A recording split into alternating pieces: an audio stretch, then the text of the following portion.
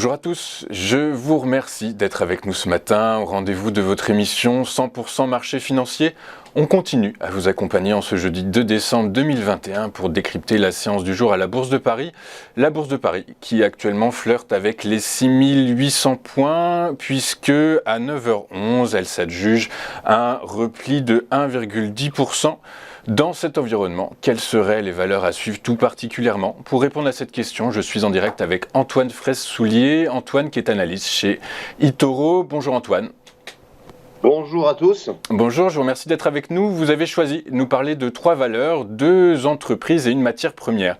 Et on commence avec Stellantis, le secteur de l'automobile qui a regagné un peu de terrain hier puisque la valeur a pris 5,69% à la clôture.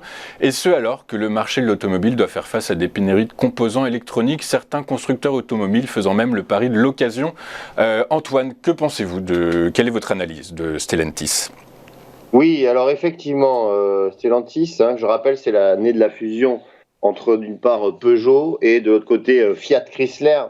Eh bien, effectivement, ça a été la plus forte hausse du CAC hier, puisqu'elle a, comme vous l'avez dit, elle a progressé de plus 5,7%. Alors, c'est vrai que Stellantis, bien sûr, a subi depuis quelques jours la correction des marchés. On avait un titre qui a assez fortement chuté, mais il s'est repris hier. Pourquoi? Parce qu'en fait, Stellantis aussi, un groupe résiste beaucoup mieux à la crise que ses concurrents, notamment Renault en France. Le groupe, par exemple, a augmenté sa marge opérationnelle, elle est passée à 10% lors du troisième trimestre. Même si, bien sûr, le groupe est confronté à une pénurie de puces électroniques, finalement, le chiffre d'affaires a baissé moins que prévu.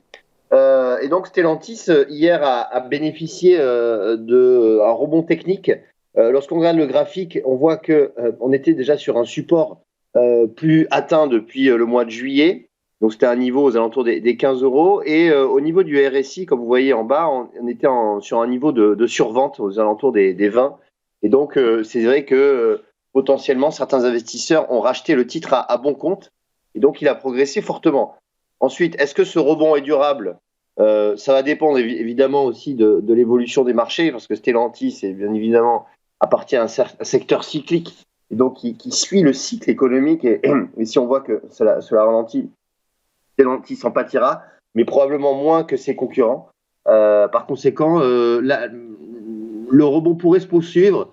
On a un niveau à 17,50 €. Si on arrive à ce niveau, ça pourrait être compliqué d'aller plus loin, mais toujours est-il que le rebond est entamé sur Stellantis. D'accord, donc vous nous dites que potentiellement le rebond, il faudrait enfoncer à la hausse les 17,50 pour que le rebond soit convaincant, c'est ça en quelque sorte?